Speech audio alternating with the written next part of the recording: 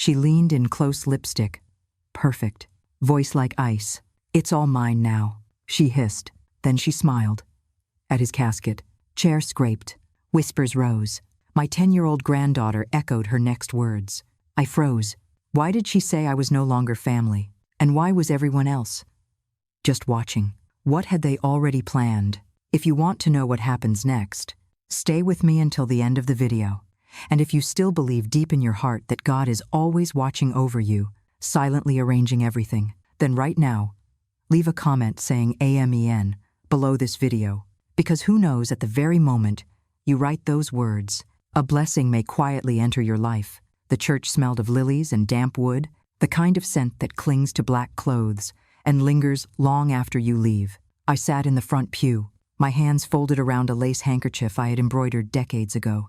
My wedding ring caught the pale light spilling through the stained glass windows. Just a few feet ahead, Edward's casket lay in polished oak, his photograph perched beside it.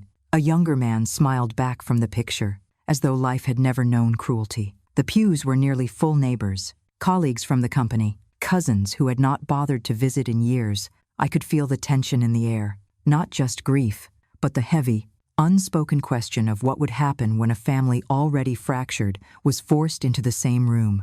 I should have been thinking of Edward. I should have been replaying our life together, the years of struggle and triumph. Instead, I felt the weight of a gaze on me. Vanessa, my daughter-in-law, sat only a few seats away. Her fitted black dress looked more like something for a cocktail party than for a funeral. Her lipstick was perfect, but her eyes were dry. She leaned toward me, her perfume sharp and cold. Her voice cut through the hush, quiet but pointed. "Don't bother crying too much. Ellie, he's gone. And so is your free ride. This family is mine now." The words landed like a slap. I heard the faint shift of people turning, caught the flicker of eyes, stealing glances toward us. Before I could respond, an old couple from Edward's golf club came forward to offer condolences. Vanessa straightened, plastered on a smile, and said in a voice sweet but dripping with ownership, "Finally, it's ours." The couple hesitated, their expressions tightening. Before they looked back at me with confusion, they squeezed my hand, a gesture that felt more like pity than comfort, and moved along. The pastor's voice stumbled for a moment before he found his rhythm again. "But spite is louder than a hymn." And then came a whisper that cut deeper than Vanessa's words. My granddaughter Emily, only 10 years old, leaned close, mimicking something she had heard without understanding its weight. "Grandma, you're not even really family now." There was no malice in her little voice, just the cruel echo of her mother's teaching. I turned to her, keeping my hand steady in my lap, so she would not see it tremble. In that moment, I saw the future Vanessa imagined, me erased from their lives, my name removed from the mailbox, my presence erased like chalk on a sidewalk after the rain. Around us, relatives whispered. Some avoided my eyes. Others looked with pity, as though I were already broken. My sister-in-law across the aisle stared straight ahead, pretending not to hear, as if silence could excuse cowardice. I forced myself to look back at Edward's casket. Together, we had built everything: our home, the company, a life, carved from nothing. But to Vanessa and David, my own son, the story had long been rewritten. Edward was the genius. I was just the wife in the background, a shadow, a burden. I tightened my grip on my handkerchief, feeling the embroidered initials E and E for Edward and Ellie beneath my fingers. The lily's scent grew stronger, turning almost metallic at the back of my throat. The pastor invited people to share memories. Vanessa didn't move, but from the corner of my eye, I saw her smirk, as if daring me to speak, to make a fool of myself. I stayed seated. I knew better than to give her that satisfaction here. Instead, I let my face remain composed, as others spoke about Edward's business deals, his charity work, his golf swing.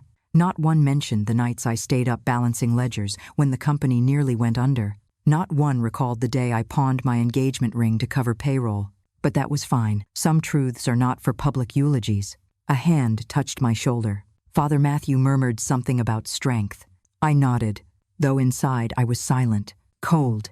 Vanessa wanted tears. She wanted me broken. Instead, I let a small smile curve my lips, not warm, but steady. They thought this was the day I lost everything. They thought this was my ending. They were wrong. It was only my beginning. When I was 24, I believed in words, not money. not power words. I had just begun teaching literature at a small high school on the edge of town. My desk was stacked with essays, my evenings filled with lesson plans and Shakespeare. I thought my life would be marked by books and the steady rhythm of chalk on a blackboard. Then Edward Walker appeared. He wasn't rich, not then. He was selling office supplies out of the trunk of his car, driving from business to business in Asheville, trying to convince people to believe in him. He had a grin that could disarm a banker, and an energy that filled the room like sunlight breaking through storm clouds. He came to the school one afternoon, carrying a box of folders and pens, insisting that his products were better and cheaper than anything the big chains could offer. I wasn't supposed to be part of that meeting, but I had stayed late, grading papers in the staff lounge. And when he walked in, I looked up, our eyes met, and something shifted. It wasn't love at first sight. It was recognition, like I had just been handed the first page of a story I didn't know I was meant to live. He asked me out a week later. I said yes because he made me laugh.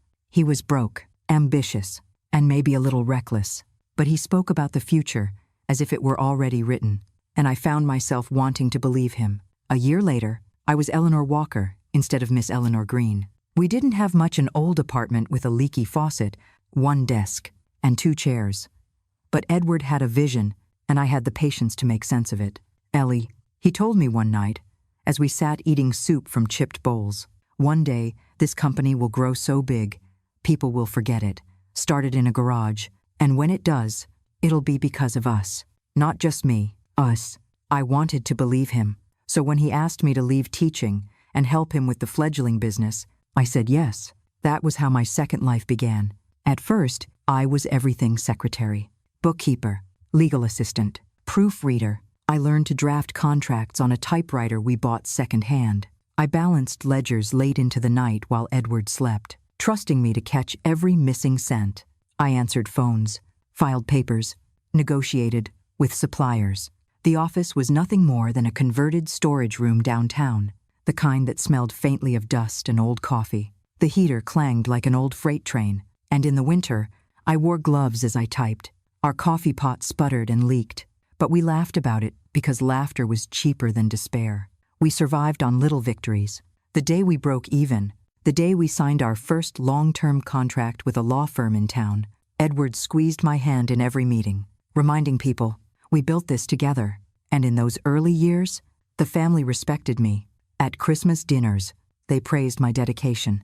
They said I was the perfect partner for Edward, a woman who understood sacrifice. For a while, I believed I belonged at their table. But success is a peculiar thing. It changes people's memories. The first crack appeared during the recession of 2008. Businesses were closing, debts piled up, and we were on the verge of collapse. I remember sitting at our kitchen table, bills spread out like a battlefield, Edward rubbing his temples in despair. Payroll was due the next morning, and we didn't have enough. I didn't tell him what I did. I went upstairs, opened the small velvet box my mother had given me, and took out my engagement ring. It wasn't extravagant, but it was ours. I pawned it that night. The next morning, every employee received their paycheck on time. No one but me ever knew. Edward thanked me in other ways. He brought me flowers when the company finally stabilized. He told people, Ellie saved us. But those words never carried beyond the walls of our home, to the world outside. It was Edward Walker who had pulled the company back from the brink. At first, I didn't mind. I wasn't doing it for applause. I was doing it because that's what you do when you believe in something bigger than yourself. But over time, the story began to change. When David grew older and brought Vanessa into our lives, I noticed the subtle shifts. Vanessa was charming, polished, ambitious. At first, I thought she might be an ally, someone who would understand what it meant to build a life from nothing. I even encouraged Edward to offer her a role at the company. But little by little, she began rewriting the past. When she introduced Edward at gatherings, she spoke of him as the self-made man who had built an empire from the ground up. My name never entered the story. I tried to laugh it off at first, but then, one evening at dinner, I overheard her telling a friend, Ellie, she was just the wife who stayed home and played hostess. Edward did the real work. The knife didn't twist until I heard my own son repeat it. Dad built everything, David said casually, cutting into his steak. Mom just hosted dinners. I set my fork down, my appetite gone. I looked across the table at Edward, hoping he would correct him. He didn't. He only sipped his wine in silence. That was the moment I realized how fragile the truth can be. All it takes is one person to repeat a lie often enough, and soon it becomes the story everyone believes. Still, I stayed quiet. I told myself I had nothing to prove. After all, the foundation doesn't need recognition to hold up the house, but foundations can crack. And as I sat in that church years later, listening to Vanessa whisper her venom, hearing my granddaughter repeat it without even knowing what it meant, I understood something I had ignored for too long. Silence is not always strength. Sometimes, silence is surrender, and I had never been a woman who surrendered. After Edward's funeral, the house on Maplewood Avenue took me in like a guest. No one really wanted but couldn't politely refuse. David tried to sound cheerful when he suggested I move in. "It'll be good to have you with us. Mom, we'll look after each other," he said, as if this were a mutual arrangement. What he meant, though, was that I'd be useful, a pair of hands, a quiet presence in the background who could make things run smoother, while Vanessa pursued her business contacts, and David sat glued to spreadsheets he didn't fully understand. Vanessa greeted me at the door that first day with a tight smile. "Your room's at the end of the hall. We put in fresh sheets. Hope that works for you." It did. I'd long since learned how to make myself fit wherever I was placed. The house itself was beautiful in a sterile way, gleaming floors, granite countertops, the furniture arranged with the kind of precision that felt more for show than comfort. Everything had a place except me. From the start, I fell into a rhythm I hadn't agreed to. I woke first, brewed the coffee, made breakfast. No one asked me to. No one thanked me. But when the coffee was already poured and the toast was warm, Vanessa would say, "You're a lifesaver," the way one might compliment a well-functioning coffee machine. I folded laundry, took Emily to piano lessons, remembered to refill prescriptions. I cleaned smudges from windows. No one else noticed. I bought groceries with my own money, because it was easier than asking. Meals were the same routine every day. I cooked. They sat. Vanessa would pour wine. David would talk about the company as if it were entirely his Sometimes I joined them at the table, but I usually ended up eating last, standing at the kitchen island, picking at leftovers while the dishwasher hummed behind me. They didn't treat me badly, just invisibly. What hurt most wasn't the work. I didn't mind caring for Emily or keeping a household together. I'd done that all my life. What stung was the quiet erasure of everything I had ever built. At night, I often found myself staring at the ceiling of the small room they gave me, the one with the narrow window and the scratchy wool blanket. I thought of the house Edward and I had built, not the building, but the life, the sacrifices, the late nights, the risks, the ledger sheets I balanced while he slept, the contracts I drafted on an old typewriter, the deals I helped close with nothing more than a steady voice and stubborn hope. Now I was just mom, just grandma, just the woman who didn't belong at the table during business discussions. And then, one night, came the final cut. Vanessa was throwing another of her sleek little gatherings, glassware polished to a shine. Expensive cheese boards, guests, who said things like scaling revenue and pivoting markets.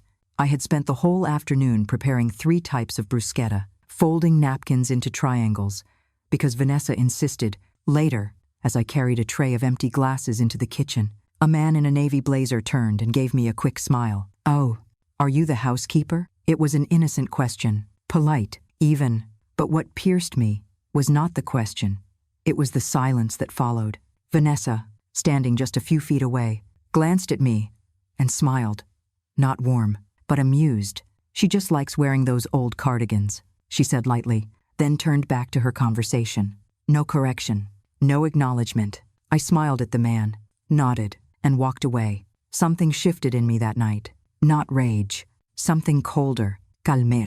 Like stepping into a quiet room after a storm and realizing you don't have to shout anymore. The next morning, I started listening more carefully, watching, paying attention to the things Vanessa didn't say out loud. She kept her planner open on the kitchen counter, always neat, always updated in perfect blue ink. When she spoke on the phone, she did it by the window in the dining room, where her voice carried just enough. I never asked questions. I just listened. One morning, as I stirred oatmeal and the winter wind tapped at the window panes, I heard her say, "Yes, the timing is perfect. We'll sell the Maplewood property, and the funds go straight into Tyler's account. He just needs the bridge to get through the next quarter. A pause. Ellie, please. She doesn't even remember what's in her name. That was all I needed. That afternoon, I opened the small safe in my closet. It wasn't fancy. Just a sturdy metal box tucked behind sweaters no one would ever borrow. Inside were the things that mattered. The real will Edward signed. The deed to the Maplewood house. Still in my name. Partnership agreements with both our signatures. Bank documents. And one letter written in Edward's handwriting 2 weeks before he died. I read it again. Ellie, I don't know how long I have, but I know this. You were never just the woman behind the man. You were the foundation, the fight, the reason any of this exists. If they forget that, let this remind them. You have everything you need. I folded the letter carefully and set it aside. The next few days, I moved quietly. When no one was home, I went through the household files. Anything with my name on it, I took. I wasn't stealing. I was reclaiming. I made copies of the documents and mailed them to Samuel Brooks, Edward's longtime lawyer. I visited the county records office to confirm the deed, and then I did one more thing. I filed a legal freeze on the Maplewood property. They couldn't sell what wasn't theirs. 3 days later, over dinner, David casually asked, "Hey, Mom, do you know where the company share certificates went? They're not in the office safe." I dabbed the corner of my mouth with a napkin. "I keep important things close," I said. Vanessa looked up from her plate. "Close, as in," I smiled. "Safe." The rest of dinner passed in silence. That night, I heard them outside my door. Muffled voices. Vanessa's sharp whisper. "She's hiding something." She was right, and for the first time in a long while, I slept soundly. They had written me out of the story, but they forgot something very simple. I was the one who kept the records. I was the one who knew where the bones were buried. And now, I was ready to speak. I hadn't seen Samuel Brooks in over 3 years. Not since Edward's last hospital stay, when we quietly updated the will and signed documents in the sterile light of a private room, but when I called his office, his assistant put me straight through. "Ellie," Samuel said, his voice rich with age and memory. "I wondered when I'd be hearing from you." We met the next afternoon in his office on Chestnut Street. The place hadn't changed in decades. Thick carpets, walnut bookshelves, a faint smell of leather and dust, the kind of office where secrets lived comfortably. He handed me a folder as soon as I sat down. "Everything is in place," he said. "Edward's final will, notarized and filed. The deed transfers, share ownerships, prenuptial terms. You hold full authority over his estate and assets, including the house, including the company." I flipped through the papers slowly. They felt heavier than I remembered. "They'll try to fight it," I said. "They'll lose," Samuel replied. I nodded. "Then it's time." Back at the house, I returned to the routine they believed I still belonged to: coffee, laundry, groceries. But my movements grew keener, more deliberate. I began retrieving what was mine: paperwork, receipts, ledgers from the early years, even old meeting minutes I'd tucked away decades ago in a box marked miscellaneous. Vanessa was too busy with her boutique meetings and phone calls to notice. David was. David, distracted, polite, eager not to upset anything. Until the letter came. It was Samuel's idea to send a formal notice by mail. Legal language, courteous tone, but unmistakable in message. "You are hereby notified that all discussions regarding the sale, transfer, or management of the Maplewood property, Walker Office Solutions shares, or related financial interests must involve Eleanor Walker as sole legal executor and beneficiary. Any action taken without her written consent is in violation of state inheritance law." The envelope arrived on a Thursday. Vanessa read it first. I heard the ripping of paper, then silence. Then the click of heels crossing the hardwood floor. I was in the kitchen, kneading dough. She slapped the letter onto the counter. "What is this?" I wiped my hands, glanced at the heading. A reminder. She stared at me, incredulous. "You filed a property freeze." "Yes." "You talked to a lawyer." "I did." Her voice rose. "You're trying to sabotage everything we've built." I raised an eyebrow. "We." For a moment, I saw it cracks in her composure, the fear beneath the fury. David came into the room then, eyes darting between us. "What's going on?" "She's freezing assets." Vanessa snapped. "She's trying to block the Maplewood sale. That was supposed to go to Tyler's launch." "You knew that." David looked at me. "Mom, is that true?" I nodded. "Yes." He stepped forward, voice softer. "Why?" Because it's mine. But we're family. I folded the dish towel. Then you should have acted like it. 2 days later, they called a family meeting. It was held in the dining room, of course. Vanessa had set out coffee and cookies, perhaps hoping to dress the moment in civility. But no amount of baked goods could sweeten what was coming. They'd invited Tyler, and to my surprise, a few of Edward's cousins showed up too, faces drawn with curiosity and concern. This wasn't just a conversation.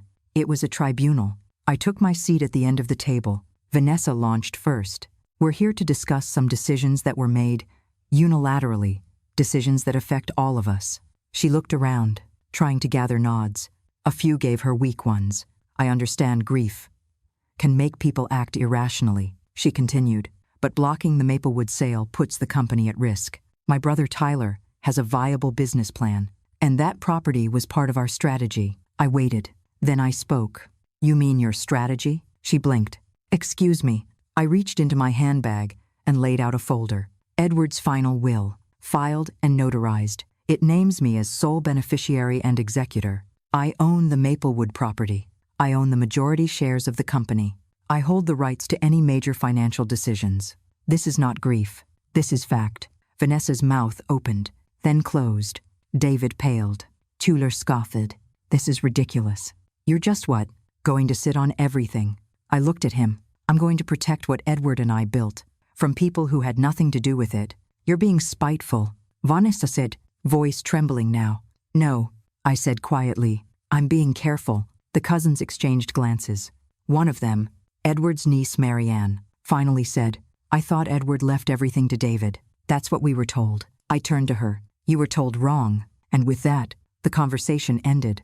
After the meeting, I stood on the porch, watching the wind stir the bare branches. David came out quietly, rubbing his hands together, like he wasn't sure what to say. Mom.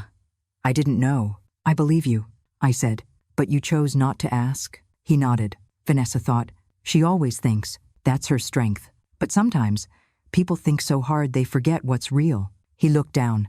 What now? I didn't answer right away. The wind carried the smell of cold earth and old pine.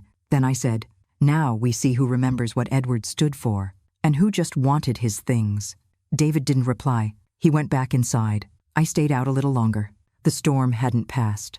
Not yet, but for the first time in years, I was the one steering into it. Eyes open, hands steady, and I wasn't afraid. In the days after the family meeting, the house grew quieter. Not peacefully quiet, but strained, brittle. Vanessa no longer smiled in passing. David walked as if he were stepping over broken glass. Emily picked up on it too, growing more silent at breakfast, her eyes flicking between the adults with the wary gaze of a child who knows something is wrong but can't name it yet. I continued as before, making breakfast, folding laundry, cleaning what no one else noticed. But my steps were firmer now, my spine straighter. I had nothing to hide anymore. That didn't mean I was done. I knew Vanessa wouldn't take the meeting's outcome lying down. She was too used to control, too invested in the image she had constructed David's brilliant wife, Tyler's champion, the de facto heir to the Walker name. Being publicly contradicted worse, corrected was not something she would forget. Or forgive. It didn't take long before I overheard her again, pacing in the dining room with her phone pressed tight to her ear. I don't care what she filed, she hissed. She's bluffing. If we sell before probate clears, the funds are already in the account. No one's going to chase it after the fact. She paused, listened. Then, have Adam draw up a quiet listing. Off-market.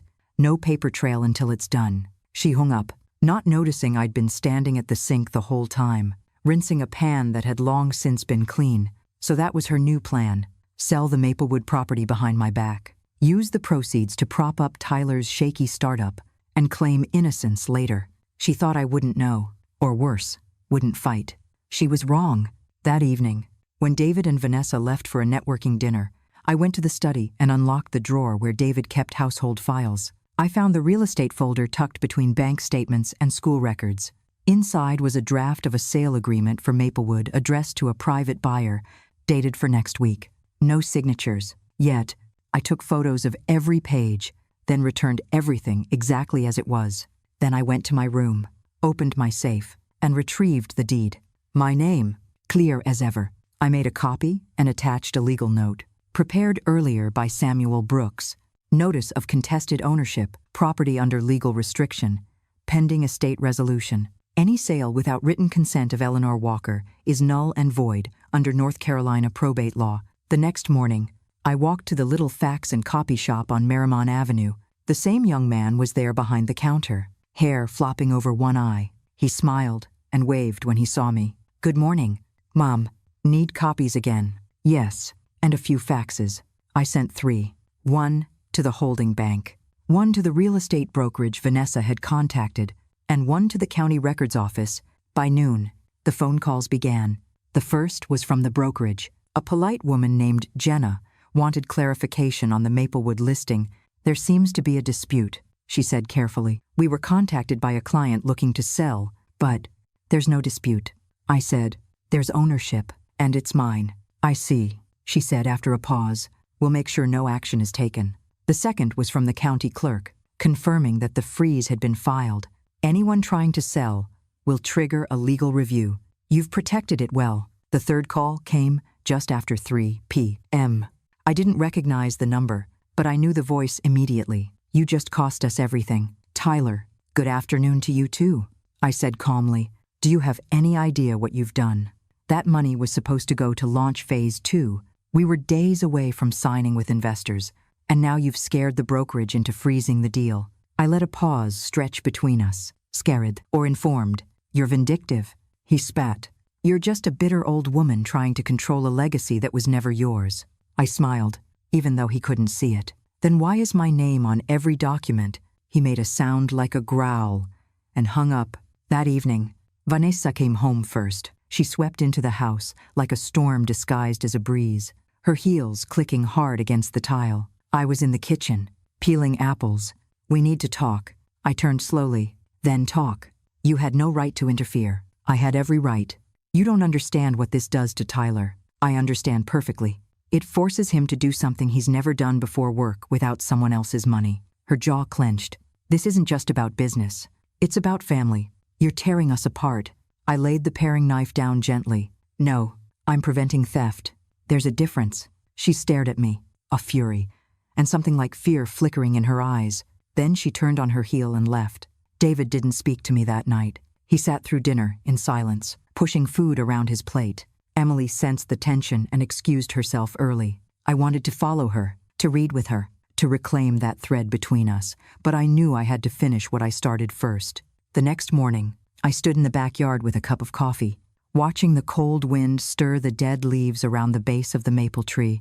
The sky was pale, like breath held too long. For the first time in months, I felt steady, not triumphant, not smug, just grounded, rooted like the tree before me. They thought I wouldn't notice, that I'd fade into the wallpaper, grateful just to be allowed to stay. They forgot what it means to underestimate someone who spent her whole life being quiet while doing everything. I didn't need to raise my voice to reclaim what was mine. I just needed to know where the locks were and hold the keys, because this wasn't the end.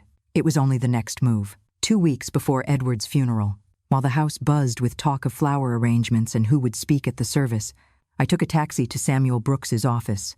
He greeted me with the same solemn kindness he had offered when Edward first fell ill. His suit was neatly pressed, the dark blue of a man who still believed in old rules and the power of paper. He led me into his office and closed the door behind us. "I take it you're ready," he said gently. I nodded. It's time the truth was heard out loud, not whispered. Samuel placed a heavy folder on the desk. Inside was everything we had prepared. Edward's final will, the partnership documents from the company, bank records, property deeds all stamped, notarized, and unshakably legal. "This," he said, tapping the will, "is the centerpiece. It names you as sole beneficiary, executor, and owner of all Edward's personal and business assets." I held it for a long moment, running my fingers over the crisp edges. For years, I'd carried the weight of being forgotten, overwritten. Now I held proof that Edward hadn't forgotten a thing. "I want it read at the funeral," I said. Samuel's eyebrows lifted slightly. "You're sure? That will change the tone of the day." "That's the point." He nodded slowly. "Then we'll do it by the book. No room for challenge. No room for theatrics." He signed this with a clear mind and clear intentions. I met his eyes, and I intend to carry those intentions through to the letter. Back home, I moved like a woman, preparing for a long trip. I began to gather what was mine, not just documents, but small, silent things. The framed photos of Edward and me from our early years, the antique sewing box from my mother, a brass pen holder Edward once gave me after our first big contract. I didn't make a scene. I didn't pack boxes. I simply reclaimed. In the evenings, I sat with Emily and read stories like nothing had changed. She rested her head on my shoulder, unaware that the balance of our world was shifting. I didn't want her to feel the quake. I wanted her to remember her grandmother as calm, kind, steady as I had always been. The fight wasn't with her. It never was. David, on the other hand, was starting to notice. He'd begun checking in more often, lingering in the doorway while I cooked, standing by the hallway as I returned from errands. "You've been quiet," he said one night. "I'm always quiet," I replied, flipping the page of a cookbook I wasn't really reading. He hesitated.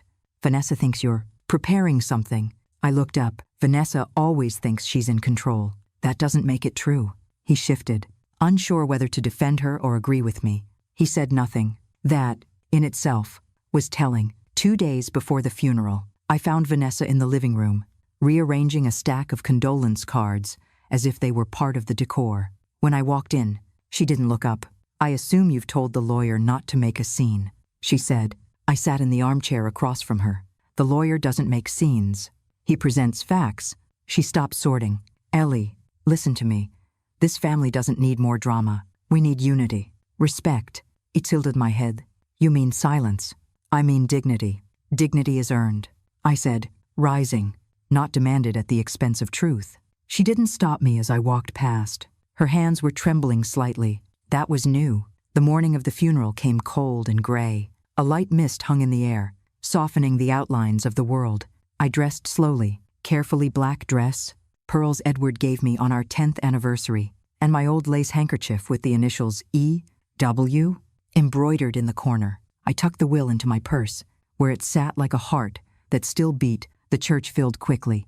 Old colleagues, friends, distant relatives, faces I hadn't seen in years looked at me with cautious curiosity. Vanessa arrived late, wearing a sleek black dress and heels that echoed down the aisle. David followed, solemn but distant. Emily clung to his hand. As the minister gave the opening prayer, he sat still, hands folded, eyes fixed ahead. I wasn't thinking about grief anymore. I was thinking about clarity. After the hymns, after the eulogy, the minister stepped back and nodded toward the man standing quietly near the pulpit, Samuel. He walked forward with the will in hand. A rustle went through the pews. Vanessa straightened, clearly trying to prepare her face for the performance she thought was coming.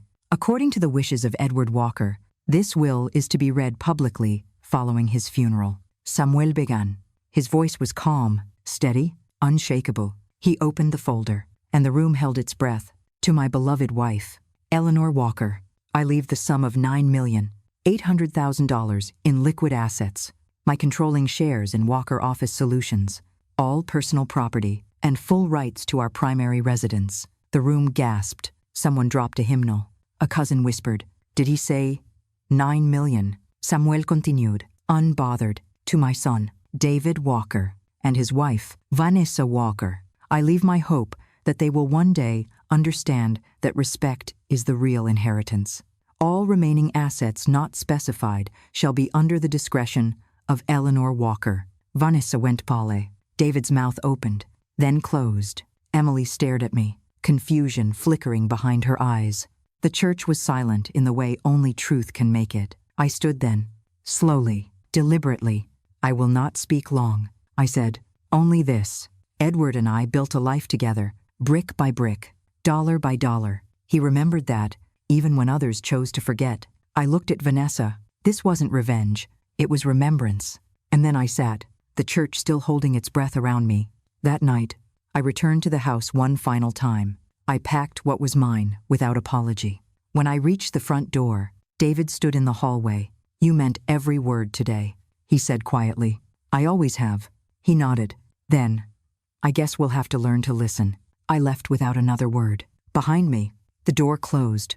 Not loudly, but with the finality of a lock turning. The week after the funeral passed, in a strange haze part solemn, part surreal, the town buzzed with what had happened at St. Baist. Matthews, Whispers filtered through grocery aisles, nail salons, coffee shops, not gossip. Exactly just the sort of quiet shock that settles over a small community when someone they thought they knew turns out to be something else entirely. Some people called to check on me. Old neighbors, friends I hadn't seen in years. They spoke with a new tone, less pity, more respect. "Good for you," one woman said, her voice low and full of meaning. "He would have wanted that." Another simply said, "I never knew. I'm sorry for what they did." I didn't tell them that their silence had been part of the wound, that it wasn't only David and Vanessa who had forgotten me. It was everyone who had chosen not to see what I had done, who had accepted a version of the story that was easier to swallow, but I forgave them. Not because they deserved it, but because I needed to. I left David and Vanessa's house 3 days after the funeral. No announcement, no argument. I just packed my things, my books, my documents, my few treasures, and called for a moving van. The new place was small, zonlit, tucked at the edge of town near the Arboretum. 1 story, 2 bedrooms, and a garden in the back that had gone wild during the last rain but would soon be mine to tame. When I walked in for the first time, the silence was different than what I had known before. It wasn't heavy. It was free. There were no granite countertops, no designer light fixtures, just oak floors, cream walls, and windows that let the light in like an old friend. I unpacked slowly, hung framed photos on the wall, me and Edward, standing in front of our first storefront, holding a ribbon and a pair of comically oversized scissors. A candid shot of us laughing over burnt toast during a vacation in the Smokies. A younger version of myself, Schalk in Hand, writing a line from Shakespeare across a blackboard. Those memories weren't accessories. They were foundation. I filled the shelves with books I'd kept boxed for years, lit candles in the kitchen, put on an old jazz record, letting the soft trumpet float through the space. I stood in the middle of the living room and breathed in. It smelled like fresh paint, lemon oil, and possibility. By the end of that week, I met again with Samuel Brooks. Not for battle, but for legacy. "I want to start something," I told him. "A fund, a foundation, something that means more than just money sitting in an account." He leaned forward, interested. "What kind of fund?" "For women," I said. "Older women, widows, caretakers, anyone who's ever been told they were just background noise. I want to give scholarships, grants, give them a path to finish school, start a business, leave a bad marriage, whatever it takes to stop them from being erased." Samuel smiled softly. "Edward would be proud. He always knew what I did," I said. "Now the world will know too." We named it the Edward Walker Foundation, because Edward's name still opened doors, but its mission came from me. Meanwhile, the rest of the family tried to recalibrate. David didn't call, not right away. I understood. He needed time to grieve his father, his illusions. The future he thought was guaranteed. But about a week later, he showed up at my door. He stood there in a coat too thin for the chill, holding a grocery bag of things I'd left behind, a mug, a framed picture of Emily, a favorite scarf. "I didn't know what to do with these," he said. I took the bag, then stepped aside. "Come in." He looked around the house, quiet and respectful. "It suits you," he said. "It does." I hesitated. Vanessa's been quiet, embarrassed, I think, angry, too. I expected as much. She still thinks she was right. I sat down at the kitchen table. That's the trouble with lies, David. They're comfortable. They make you feel smart, safe, important. But the truth, it just stands there, quietly, waiting. And when it arrives, it doesn't yell. It just refuses to leave. He sat too. "I'm sorry I didn't ask more questions over the years." "I know," I said, "but it's not too late to start." He looked up at me. His eyes were older than they had been just weeks ago. "Emily asks about you. She's welcome anytime." He smiled, the first real smile I'd seen from him in months. "I told her the truth," he said, "about what you did, how you helped build the company, how much you gave." "And what did she say?" She said, "Grandma's a ninja," and woos. I laughed. The sound surprised us both. As for Vanessa, she didn't come, not for weeks.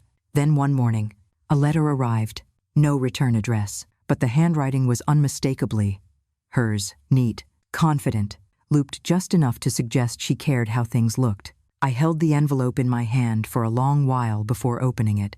Inside was a single sheet.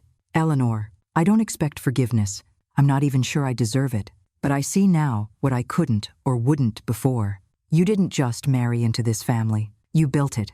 You held it together. And when we tried to push you out, you stood your ground with more grace than I ever could. I'm sorry, Vanessa. I folded the letter carefully and placed it in the drawer beside Edward's. Edward's. Not all apologies need a response. Some just need to be heard. These days, my mornings are my own. I wake when I want, drink coffee on the porch while the sun stretches itself across the yard. I keep fresh flowers in the kitchen and write letters by hand, old habits I'm reclaiming. I still think of Edward, not with sadness, but with warmth. His voice is quieter now. In my memory, but no less steady. You were always the strong one, he used to say. They just didn't see it, but now they do. And more importantly now, so do I. It was a crisp Tuesday morning, the kind that carried the scent of wood smoke and old leaves. When the doorbell rang, I had just poured myself a second cup of coffee and was going over the grant applications for the Edward Walker Foundation when the sound startled me. I wasn't expecting anyone. I opened the door to a young woman, no older than 25, standing with a worn canvas tote on one shoulder and a leather folder clutched tightly in her hands. Her coat looked like it had seen several winters, and her boots had scuff marks along the sides. But what caught me were her eyes wide, weary, and brimming with a quiet desperation. "Mrs. Walker?" she asked. Voice tentative. "That's me. I'm sorry to show up like this. My name's Lila Hammond. I was told to email the foundation, but I just needed to see someone. I didn't know where else to go." I stepped aside, opened the door wider. "Well, Lila, you came to the right place. Come in, and I'll put the kettle back on." She moved with hesitation, like someone afraid to tread on good fortune. We sat at the kitchen table, and she fidgeted with the zipper on her folder as I poured tea. "I was a nursing student," she began, "top of my class. Actually, but when my mom got sick, I had to drop everything and take care of her. After she passed, it was just me and my son, Caleb." She slid a small photo across the table, her boy, no more than 6, with a mop of curls and a gap-toothed grin. "I work nights at a diner now. Tried to save up to go back to school, but it's always something: rent, food, his asthma medicine. And when I heard about your foundation, I thought maybe, just maybe." Her voice cracked, but she didn't cry. She straightened her back instead, like someone who'd learned to carry weight without complaint. I read her handwritten letter, flipped through her transcripts. Stellar grades. Letters of recommendation, but more than that, there was something in her voice, a fire that reminded me of someone I used to be. "What would you do?" I asked. "If you had the funds to finish." She didn't hesitate. "I'd go back full-time, get my degree, specialize in elder care. I want to be the kind of nurse my mom deserved, the kind who listens, who sees." I placed the papers back in the folder and scribbled something on a piece of notepaper. "Call this number by Friday," I said, handing it to her. "If you haven't heard from us by then, but I suspect you'll get good news before that." Her eyes welled, not with tears exactly, but with relief, with dignity reclaimed. "I didn't think anyone would even read my letter," she whispered. "I read everything." I told her, especially the ones that remind me who we're doing this for. That afternoon, just as I was settling back into my reading chair, the doorbell rang again. This time, it was a man in his early 60s, holding his cap in his hands like it carried something delicate. "Eleanor Walker?" he asked. "Yes, I'm Raymond Spencer. I used to work with your husband, Midwest sales rep for over 20 years. I was passing through town and heard of Edward's passing, and everything that came after." I remembered Raymond, quiet, steady, the kind of man who never took up more space than needed, but always listened with purpose. "I won't take up much of your time," he said, stepping into the living room after I offered him a seat, but I felt I had to say something. He reached into his coat pocket and pulled out a yellowing envelope. "I found this last month while cleaning out old files. It's a memo typed up by you in 2089. You probably don't remember it, but it proposed a pricing restructure that saved my division. I kept it all these years because, well, it was the first time I realized just how much you were the brain behind the business." I took the envelope in my hands. It felt like holding a piece of myself from another lifetime. "We always knew, Ellie," he continued, "the ones of us who paid attention, Edward was the face. Sure, but you, everyone who really worked there, knew you were the heart." I looked at him. and surprised by the warmth rising in my chest. Why didn't anyone ever say so? I asked quietly. Raymond looked away for a moment. Because back then, it was easier not to. Safer, even. For us. For you. We went along with the story that was told. I regret that now. I folded the envelope carefully. Thank you. For the paper. For saying this. He nodded. The world's finally catching up to what we all should have seen a long time ago. That night, as the sun melted behind the hills, and the kitchen filled with shadows, I sat by the window, looking out over the quiet street.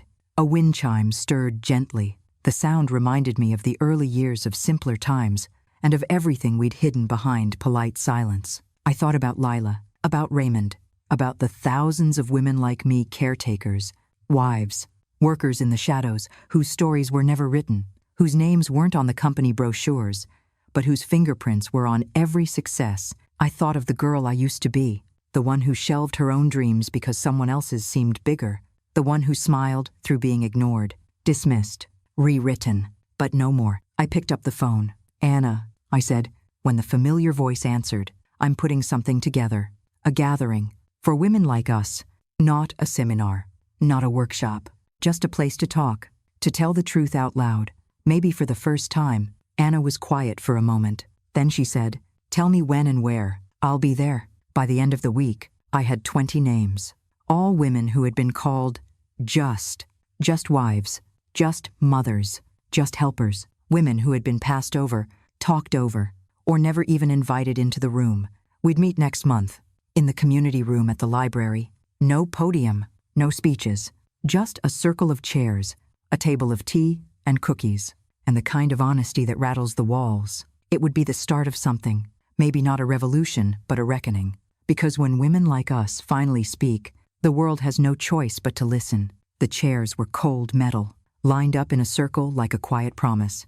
It was just after 10 in the morning, and the community room at the town library smelled faintly of old paper, lemon cleaner, and something like dusted dreams. On the side table, I'd set out 2 plates of cookies, a mismatched line of mugs I'd brought from home, and a pot of tea, still steaming gently. They came slowly, one by one. Some were women I'd known most of my adult life, familiar faces from PTA meetings, church bake sales, or quiet nods at the grocery store. Others I'd never met, though I recognized them by the look in their eyes, that half-hidden weariness, that quiet steadiness, that old, aching question. Does what I did matter? There were 23 of us that morning.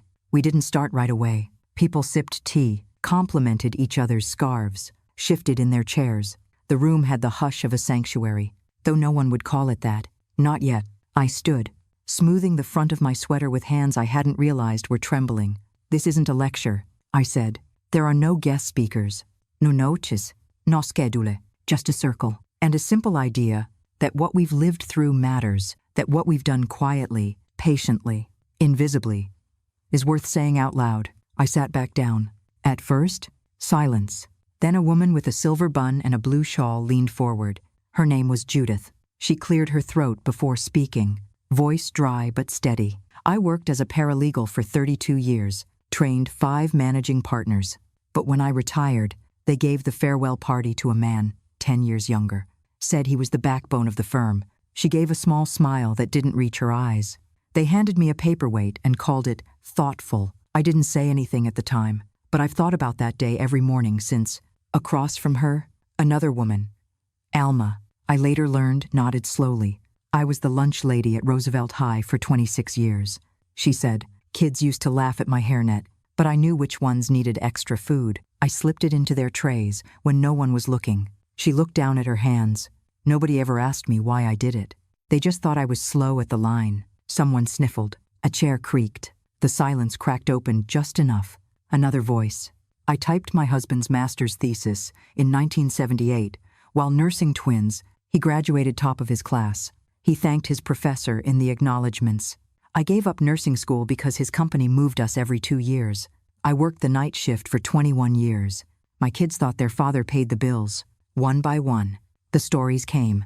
No script, no judgment. Just truths that had waited too long. Some were funny, in a quiet, biting way. Others felt like exhaling after holding your breath for decades.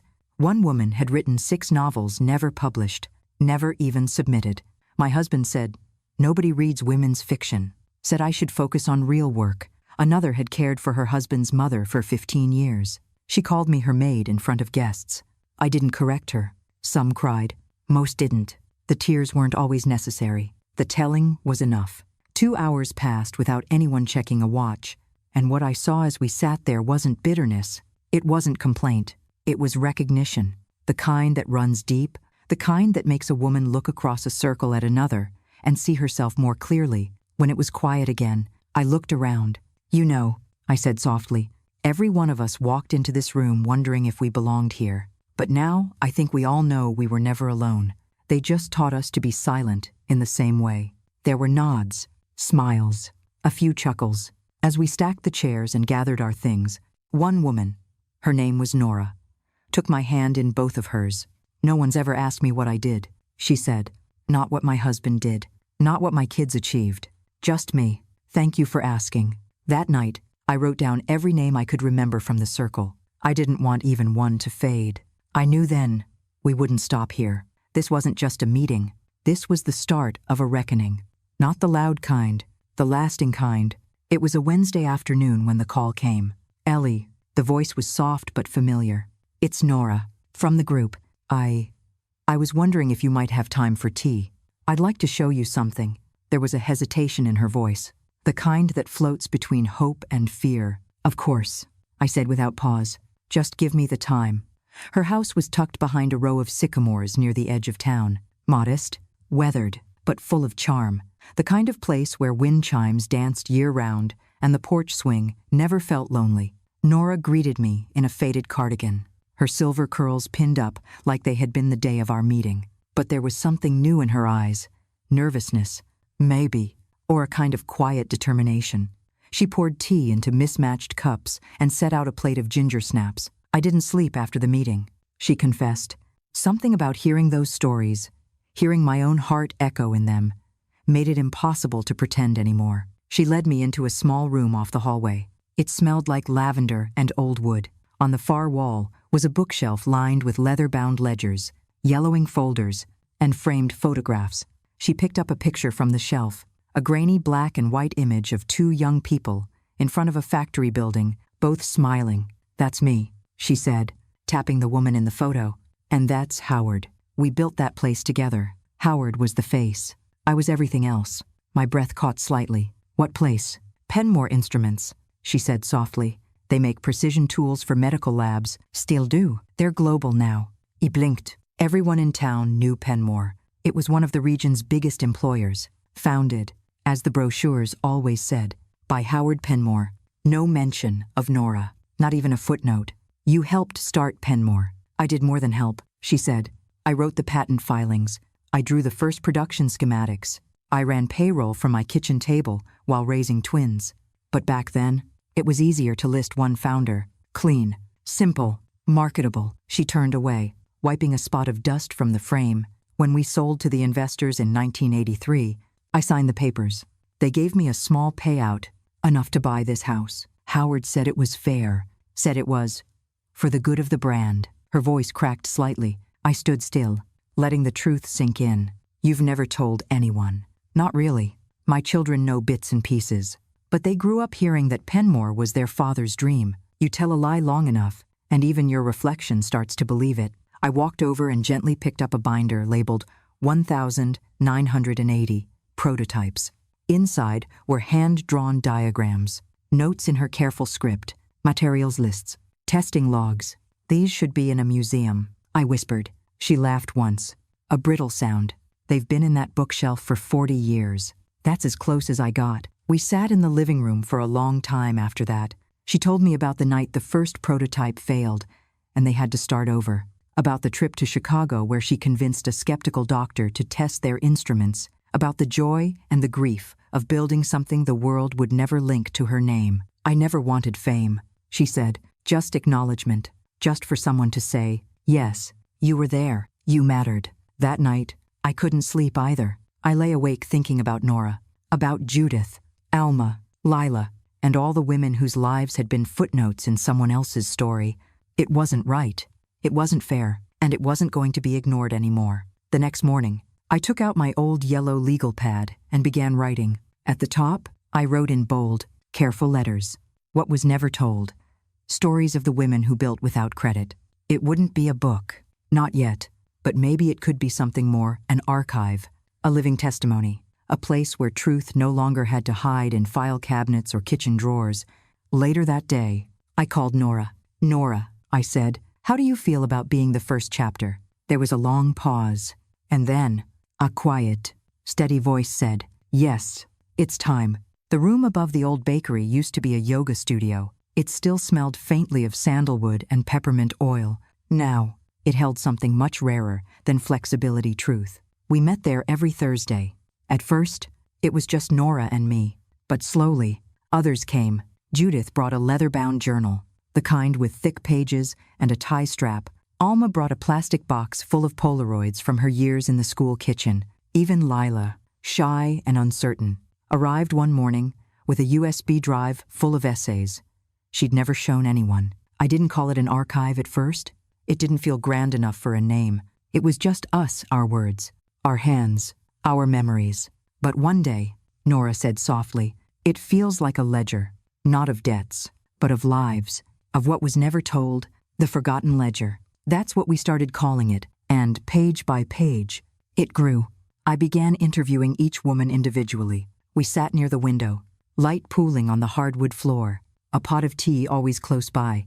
I asked questions no one had asked them in decades or ever. What did you want to be before someone told you no? What did you create that no one saw? What truth did you bury to keep peace? Judith told me she once designed a full legal training program for interns, complete with handbooks, sample cases, and quizzes. They used it for 10 years, she said, but I was never listed as the author. A junior associate took the credit.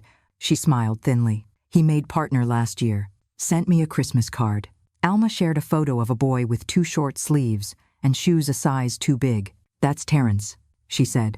He used to come through the lunch line early, said he was helping clean, but I knew he just hadn't eaten at home. She paused. I used to tuck an extra sandwich in his bag, sometimes fruit. Never said a word. He's a doctor now. You know, sent me a letter once. Said I saved him. I listened. I wrote. I filled notebook after notebook. There was Mabel, who had drawn blueprints in secret at night, while her husband snored. I wanted to be an architect, she whispered, but my father said, girls don't build buildings. So I built dollhouses instead. Her sketches were stunning curved lines, clever use of space. I showed one to a friend of mine who taught at the university. She stared at it for a long time. This is real talent, she said, and heartbreaking. Each story was like uncovering a time capsule no one knew had been buried. And each woman, in telling hers, seemed to sit a little straighter, look a little brighter. They weren't reclaiming youth. They were reclaiming ownership of their narratives, of their worth, of themselves. We organized the stories by themes: sacrifice, resilience, invention, invisibility. Each one signed with initials or a first name, depending on what each woman felt comfortable sharing. I scanned them, formatted them, and printed them on cream-colored pages. We slid them into a binder with a navy blue cover and gold lettering pressed gently into the front. The Forgotten Ledger, Volume I. It didn't look like much, but it held centuries of stolen recognition. One Thursday, as we were packing up, a young woman appeared at the doorway. She held a notebook to her chest, her hands shaking slightly. Is this the place for the women's stories? I nodded. She looked around the room, eyes wide. My grandmother told me about this. Said I should come, said it might help me understand her better. We found her a chair. The next week, a journalist from the Cedar Valley Gazette called. I heard there's a group of women, writing down the things no one else has. Her voice was skeptical, but curious. He hesitated. We're not a movement. We're not a protest. We're just telling the truth. That's enough, she said quietly. Can I come by? I asked the group. There was a long pause. Then Nora, eyes sharp behind her glasses, nodded. Let them hear us now. While we still have the voice to speak, when the article came out, it was called The Women Who Wouldn't Stay Silent. Inside, The Forgotten Ledger. It featured quotes, photos, excerpts from the stories. And something remarkable happened. People wrote in, women from across the state, some from across the country. Letters, emails, old-fashioned phone calls. I thought I was the only one. Can I send my story? My daughter needs to read this. She needs to know what I never said. We began reading the letters out loud each week, sometimes crying, sometimes laughing, but always listening. One evening, after the others had gone, I sat alone in the quiet room, holding the ledger in my lap. I ran my fingers across the spine, the weight of it sinking into my bones, and I thought of Edward, of the years I spent in his shadow, not bitter, but invisible, of the day I found my voice again, of the circle that grew from one chair to dozens. This wasn't just a story anymore. It was a record, and we were no longer waiting for someone else to write it. It came in a pale blue envelope, the kind with a gold foil edge and cursive handwriting that belonged to another era. The return address read, Margaret Elwood, Ashbury, Vermont. I hadn't seen that name in over 50 years. For a moment, I simply held the letter in my hands, unable to move. The kettle was whistling behind me, but I didn't hear it. The house faded into a hush as the weight of memory settled like dust on my shoulders. I opened it slowly. Ellie, I saw your name in the Gazette. I almost didn't believe it. You always said you'd never want your picture in the paper, unless it was for something serious. I suppose this qualifies. I wasn't sure if I should write, but then I remembered all the things we never said, and maybe now is the time to say them. Do you remember that afternoon in Boston? By the river. When you told me you were leaving graduate school to help Edward with the company, I was furious. I told you that you were throwing away your future. You told me love was more important than ambition. I never said it, but I was heartbroken. Not just because you were leaving, but because I knew you wouldn't come back. I watched you disappear into his world. And for years, I wondered if you ever looked back. I suppose I just want to say, if you ever want to talk, really talk, I'm here, and I'm proud of you. It takes courage to tell the truth after so many years. Yours, Margaret. I read the letter 3 times. Then I sat in my armchair by the window, watching the clouds roll in from the north, thick and low, the kind that always carried rain and memories. Margaret had been more than a friend. She had been my mirror, my compass, the one person who saw past the poised, put-together version of me I had worn like armor even back then. We met our first year at university. She was studying philosophy. I was studying literature. We shared an attic apartment for 2 years. Cold winters, coffee-stained textbooks, and late-night arguments about Virginia Woolf and Simone de Beauvoir. We dreamed out loud in the way only young women can, sure of the paths we would take, the lives we would carve, until I met Edward, until I changed. I gave up my spot in the master's program at Cornell. I chose him. I told myself it was noble, that love was sacrifice, that I was needed. But some nights, especially in the early years, I'd lie awake and wonder if Margaret was right. That letter cracked something open in me. That night, after the rain began tapping gently against the windows, I opened a new notebook, the kind I hadn't dared touch for myself, the kind I used only for others' stories. At the top of the page, I wrote the chapter I never wrote. And then, slowly, I began. I was 22 when I fell in love, not with a man, but with an idea that I could be both muse and maker, wife and worker, partner and person. Edward promised me a life we'd build together, and I believed him. I packed away my research papers, my thesis drafts, the letters of recommendation. I told Margaret it was only temporary, that once the business was stable, I'd go back, but I never did. At first, I was proud of the work I did for Edward. I typed contracts, made cold calls, balanced ledgers at our kitchen table while the radio played Billie Holiday in the background. I believed I was part of something bigger, but somewhere along the way, the story changed. My name disappeared from the paperwork. My title became his wife. My value measured not in hours or ideas, but in my ability to keep everything running smoothly while he took the credit, and I let it happen. That's the part I've never told anyone. Not even Margaret. Not even myself. Really, I was complicit in my own erasure. I paused. The rain had turned heavy now, streaking down the window in silver lines. I thought about all the women who had come through the doors of the forgotten ledger, how brave they had been, telling their stories out loud, and how I had quietly kept my own buried in the attic of my mind, behind dusty boxes, labeled necessary and too late. Now, it wasn't too late. I kept writing. I used to dream of lectures, of pages filled with red ink and praise, of debates over coffee and chalkboards smeared with meaning. Instead, I learned the language of supply chains and margins. I learned to make myself small in rooms filled with men who never asked where the numbers came from. And still I stayed. I chose this life. I loved Edward, but I also mourned the life I left behind, quietly, year after year. This is not a story of regret. It's a story of reckoning, because if I can't tell the truth now fully, without apology, then I don't deserve the truth of the women I've asked to open themselves up. I stopped writing just after midnight. The page was full. My hands ached, but my chest felt lighter than it had in years. The next morning, I walked into the studio, holding the notebook to my heart. When Nora arrived, I waited until she had taken her coat off, until the tea was steeped. Then I said, "I'd like to read something today, but it's mine." The room went still. Then she nodded, slowly, and I read every word. When I finished, no one spoke for a long time. Then Judith reached across the table, took my hand, and said, "That was the bravest thing I've heard all year." And I believed her, because now, it wasn't just the forgotten ledger, it was mine too. The article came out on a Sunday, above the fold in the New York Times Style and Culture section, printed in elegant serif font. The women who refused to be forgotten. There was a photo of our group, sitting in a circle at the community library, the afternoon sun streaming through tall windows. My hands were folded in my lap. Nora was mid-laugh. Judith stared straight into the lens, unflinching.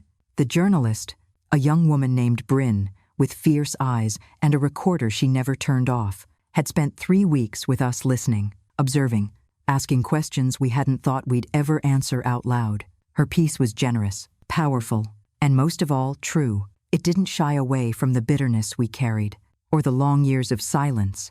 She wrote about careers sacrificed, identities erased, and how the forgotten ledger had become both a project and a reckoning. It went viral by nightfall. By Monday morning, I had over 200 unread emails. Some were from women across the country, asking how to start their own circle. Others shared stories so intimate I felt like I was being handed someone's heartbeat. But not all of the messages were kind. A few accused us of digging up old bones, of trying to tarnish men's reputations out of bitterness. One read simply, "You had your time, let it go." And then there was the call from David, Edward's son, my stepson, a man who, for years, had kept a polite distance from me, and an even colder one since the funeral. The phone rang just after lunch. I almost didn't pick up, but something told me this was one of those moments that needed to happen. "Ellie," he said, without greeting, "we need to talk." We met at a coffee shop halfway between our towns. Neutral ground. He looked older than I remembered, grayer, thinner. His coat hung off his frame, like it didn't quite fit anymore. "I assume you know why I'm here," he said, stirring his coffee without taking a sip. "I have an idea," I replied. "That article, it's everywhere. People are calling me, asking why my father's name isn't in your foundation's history, why you're acting like you built it alone." I set my cup down slowly. "David, I've never denied Edward's role, but I won't deny mine anymore either." He looked at me like I'd spoken in a language he'd never heard. "I get it. You want recognition, but airing this in public, you've made our family look like villains." "No," I said quietly. "I told the truth. If that makes people uncomfortable, that's not my burden." He leaned forward, lowering his voice. "You're not the only one who lost something. My father gave his life to that company, and now people are acting like he stole it from you." I took a breath, steady and slow. "I gave my life too. David, just because I didn't have my name on the door doesn't mean I wasn't holding the building up." He didn't respond right away. Instead, he looked out the window at the parking lot, at a world that didn't care who built what as long as it stood. Finally, he said, "Do you really think this is going to change anything?" "I don't know," I said honestly, but silence never did. That night, I couldn't sleep. The house was too quiet, and my thoughts too loud. I walked to my desk, opened the email folder labeled Ledger Submissions. Dozens of women had sent their stories, some only a paragraph, others pages long. I opened one at random. My husband was a state senator. Everyone loved him. I was the one who drafted his speeches, answered letters, raised the kids, and managed his calendar. They called me just the wife. I believed them, until now. Another. I was a jazz pianist. My brother got the record deal. I taught him everything he knew. Another. No one ever said thank you for the 20 years I spent running the family farm after my father died. They just told me to step aside when my cousin turned 18. I read until the sun rose. Each story a match. Together, a fire. By the end of the week, the media requests were relentless. A national morning show wanted to feature us. A podcast offered a full series. A publishing house called, asking if I'd considered turning The Forgotten Ledger into a book. But before I agreed to anything, I gathered the group. We met at Judith's art studio, a former auto garage with wide windows and paint splatters on every surface. I won't make decisions without you. I told them, this isn't just my story, it's ours. There was a long silence, filled with the weight of what this all meant. I think we have to keep going, Nora said finally. If we stop now, we're just letting fear win again. Judith nodded. We've lived through worse than criticism. Another woman, Quiet Ruth, spoke up for the first time. My daughter read the article. She called me to say she finally understands why I was tired all the time. She cried. I cried. That's more than I ever hoped for. That settled it. We would move forward, together, but we would do it on our terms. One night, while reorganizing the story archives, I found the ledger itself, the one I used in the early days to write down names, dates, small quotes. It was battered now, the spine cracked, corners curling like dry leaves. On the inside cover, I had scribbled a sentence months ago. We are not footnotes in someone else's biography. I ran my fingers over the words. I didn't need to burn down the past to be heard. I only had to stop waiting for permission. And in that choice fire and flood, I found freedom. The invitation came in a cream-colored envelope, the kind that feels too elegant to open without ceremony. Inside, embossed in gold lettering, were the words, Women Who Shape the Silence. A national conference on hidden histories. They were inviting me to speak, to share our work with the Forgotten Ledger, to stand on a stage, not in a circle of folding chairs, but in front of hundreds of strangers and say aloud what had lived in whispers for generations. I held the card in my hand for a long time, my thumb brushing over the raised letters. I wasn't sure if I felt pride or fear. I needed time to think. That afternoon, I called Nora. She had always been the first person I called when doubt crept in. Her voice had the steadiness of a lighthouse firm, kind, and always pointing true north. But when she answered, something in her voice made my stomach turn. Ellie, she said gently, I was going to call you. There's something I need to tell you. We sat in her backyard that evening, under a sky that had just begun to turn the color of rust and lavender. She poured the tea slowly, her hands a little shakier than usual. I went in for some tests last month, she said. I didn't tell anyone because I wasn't ready to say it out loud. My hands tightened around the warm mug. She met my eyes. It's cancer, pancreatic. They say it's aggressive, and I've decided. I'm not going to fight it. I wanted to argue, to say no, to tell her how strong she was, how much we still had to do, but something in her face stopped me. This wasn't surrender. This was her choosing peace, in the way only someone who had spent their whole life in service of others could finally allow themselves. I'm moving to Oregon next week, she said, to be with my daughter. She wants me close. And honestly, I want to see the ocean one last time. We sat in silence for a long moment. Then she smiled softly and added, Don't you dare cancel that speech. I let out a breath. I hadn't realized I was holding. How did you know? Because you always hesitate before stepping into the light. And I always have to nudge you forward. She reached for the small wooden box she kept on the porch. Inside were clippings, notes, early drafts from our group. She pulled out the very first story she'd ever written for the Ledger. You remember this one? She asked. I nodded.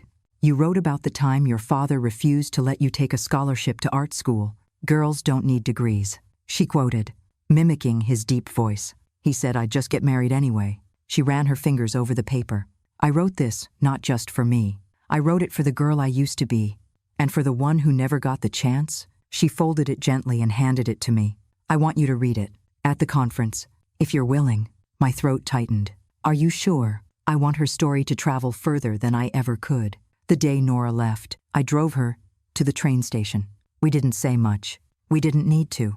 As the train pulled in, she hugged me tightly and whispered, Keep the chair open for me.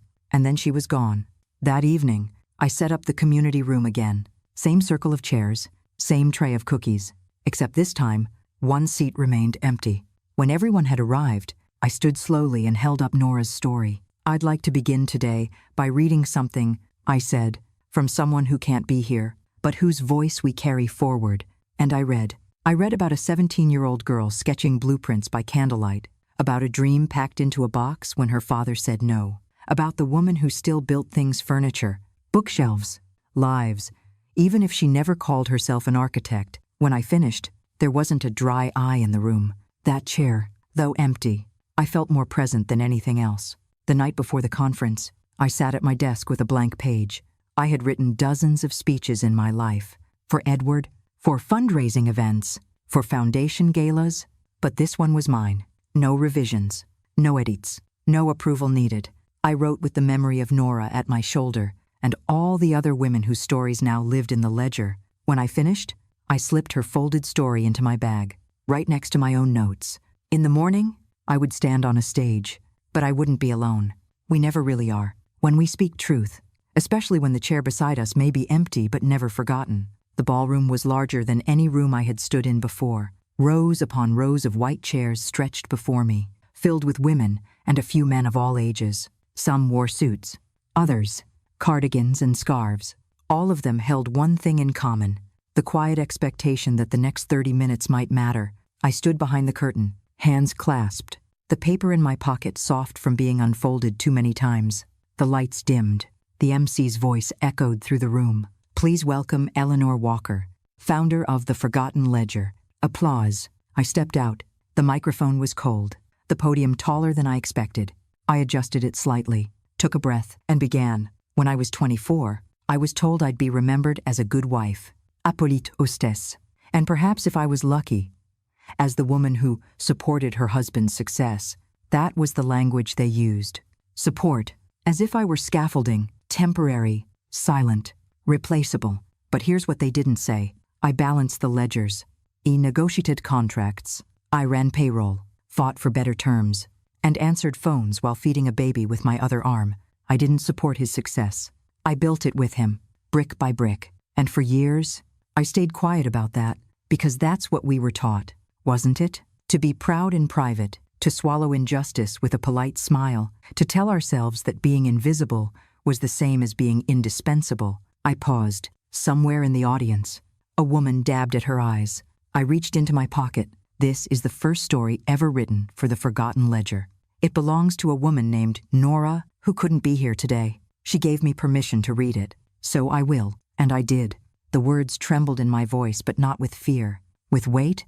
When I finished, I looked up again. I've spent the last 2 years collecting stories like that one. Not because I think the past needs rewriting, but because the truth was never written in the first place. A murmur rippled through the room. I leaned slightly forward, letting the words land clearly. They told us we were just wives, just mothers, just assistants, just help. But there's no just in the job description of holding a life together. Laughter, soft and knowing. I smiled gently. We are not here today to ask for applause. We are here to say, we were always here, in the shadows, in the margins, in the footnotes. It's time we moved to the main text. Applause erupted, not polite this time, but deep and long, like the sound of something long buried, finally breaking the surface. When the clapping faded, I stepped back. And if you've ever felt forgotten, I said, know this, someone out there remembers. Someone still carries the story of what you built, what you gave, and who you were. Before they renamed you Background, end of Trapped. This, I held up the old, worn ledger. This is proof. I stepped away from the podium, and the whole room stood, a standing ovation. Not just for me, for every woman who had ever been underestimated. That night, back in my hotel room, I sat by the window with a cup of tea and watched the city lights flicker. My phone buzzed. A message from Nora's daughter. She watched the live stream. She smiled the whole time. I smiled too, tears blurring the skyline. There was an empty chair at that speech. But it wasn't empty at all. It was filled with every woman who had ever waited for her turn to speak. And finally, the world had listened. What did you feel while listening to this story, all the way through? If it touched your heart, leave the #1 inch the comments. If you didn't feel connected to it, feel free to write 0. Every piece of feedback means a lot to me, because it's thanks to you that I can keep going. It's from your responses that I draw the energy to tell the next chapter. A new story is coming. Even deeper, even more moving. And I truly hope you'll be there to listen with me.